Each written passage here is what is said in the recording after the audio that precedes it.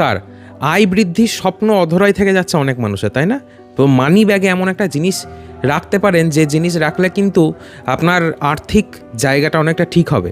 সঠিকভাবে কীভাবে রাখতে হয় সেটা এই ভিডিওতে বলবো, এবং সেই জিনিসটা কি সেটাও বলে দেবো। দেখুন, সর্বপ্রথম একটা কথা বলে রাখি, অবশ্যই মাথায় রাখবেন, যদি আর্থিক কোনো সমস্যা আপনার জীবনে আসে বা অর্থ ইনকাম না হয় বা ইনকাম হওয়া অর্থ যদি জলের মতো বেরিয়ে যায়, তাহলে অবশ্যই জন্মছকটা আগে বিচার করিয়ে নিতে হয় এবং সঠিক প্রতিকার নিতে হয়। জন্মছক বিচার করাতে পারেন আমাদের সাথেও, স্ক্রিনে দেওয়া নাম্বারে হোয়াটসঅ্যাপ SMS করবেন, অনলাইনে বিচার করে দেওয়ার ব্যবস্থা রয়েছে।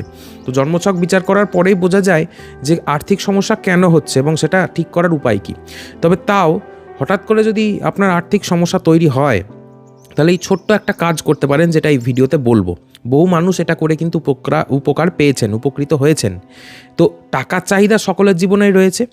যে মানুষের প্রচুর টাকা রয়েছে তিনি কিন্তু তার সমস্ত চাওয়া পাওয়া পূরণ করে নিতে পারেন।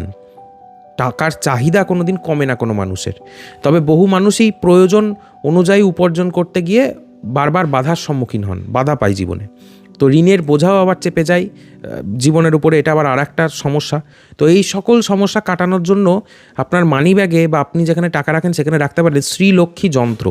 তো মানি ব্যাগে একটা ছোট্ট আকারের শ্রীলক্ষ্মী যন্ত্র রাখতে হবে আপনাদেরকে, বা বাড়িতে যেখানে টাকা রাখেন সেখানে শ্রীলক্ষ্মীর যন্ত্র একটা রেখে দেন। দারুণভাবে উপকার পাবেন, আর্থিক সমৃদ্ধি আপনার আসবে। শ্রীলক্ষ্মী যন্ত্রটা যেন তামার হয় এটা দেখে নেবেন, অনলাইনে আপনারা কিনতে পাবেন। ইউটিউবে বা আপনি গুগলে সার্চ করে ছবিটাকে দেখে নিতে পারেন। এটা আপনার মানি ব্যাগে রাখবেন বা যেখানে টাকা পয়সা রাখেন সেই জায়গাতে রাখবেন।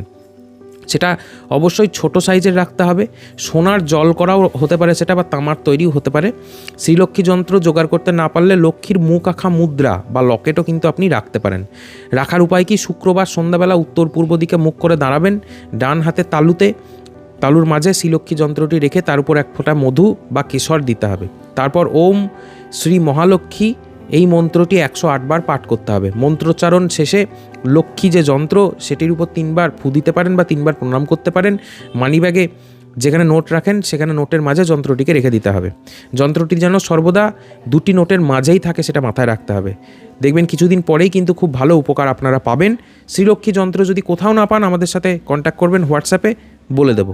রাধে রাধে। ভিডিওটাকে অবশ্যই শেয়ার করে দেবেন এবং জন্মছক হস্তরেখা বিচারের জন্য স্ক্রিনে দেওয়া নাম্বারে আজই যোগাযোগ করুন।